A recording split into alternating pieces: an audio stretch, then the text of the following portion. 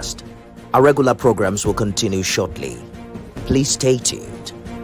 Was, if you could equate it to us, he was treated like the Biden administration treated a man named Trump. That didn't work out too well for them. This was a man who was persecuted very unfairly. He was the head of the country. He was persecuted very unfairly. And there are a number of them. And we felt that it was a very unfair situation that happened to him.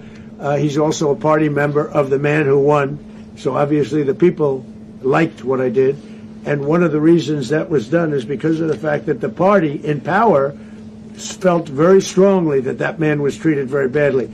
I studied it very quickly, and then I studied it in great detail. I went to a lot of the people standing behind me, and they felt that that man was persecuted and treated very badly. That's why I gave him a pardon. Mr. President, you referenced boots on the ground earlier. Can you just sort of button this up? Do you envision the U.S. military having a presence in Venezuela as the U.S. runs that country? Well, no, we're going to have a presence in Venezuela as it pertains to oil, because we have to have, we're sending our expertise in. So you may need something, not very much. But no, we're going to be taking out a tremendous amount of wealth out of the ground.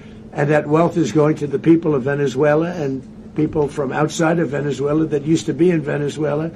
And it goes also to the United States of America in the form of reimbursement for the damages caused us by that country. So I want to thank you. You have one? Yes. You were so nice before. I'm going to give you the final question. Thank you, Mr. Unless President. it's a bad question, in which case I'll go one word. It's about who? It's about Putin, if you want. About Putin? Well, okay. That's always nice. You had a phone call with him on Monday. Did he talk at all about Maduro? Did y'all talk about this? No, we didn't. We never spoke about Maduro. Are you mad at him right now? I mean, there's this I'm not intelligence. thrilled with Putin. I'm not thrilled with Putin. He's killing too many people. There was that intelligence. I thought that would be, so I settled 8 1/4 war. You know what the 1/4 was? Thailand and Cambodia. I did it again. They broke out, and I did it in about 5 hours, and I settled it. I'm giving myself 1/4, so I'm up to now 8 1/4. In other words, I settled the war, but then they broke out. They had a pretty bad breakout over the last 4 days. I got them to go back to peace. So I only give 1/4. I thought the easiest one would be, one of the easier ones would be Russia, Ukraine. It's not. And they both have done some pretty bad things. And look, that's Biden's war. That's not my war.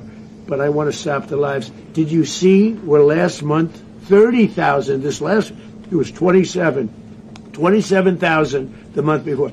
30,000, mostly soldiers, were killed this last month.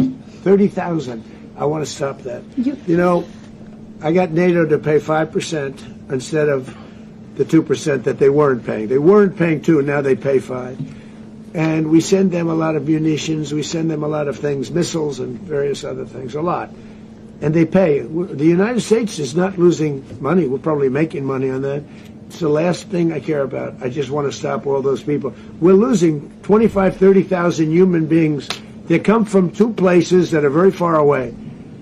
But if I can stop, because it's something I've been pretty good at doing, deals, I guess. It's all a deal. Life is a big deal.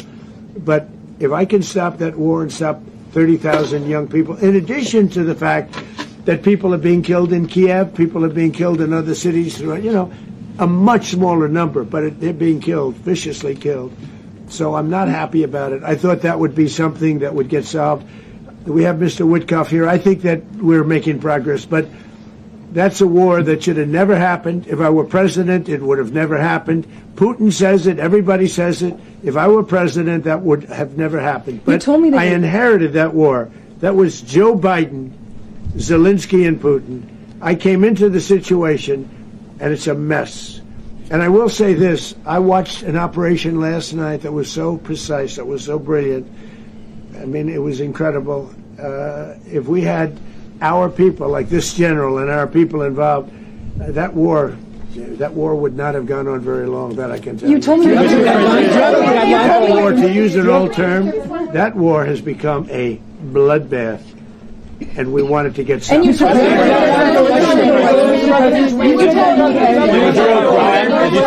you concerned a rogue Venezuelan general to take over the country. Can you talk about your conversation with the Vice President?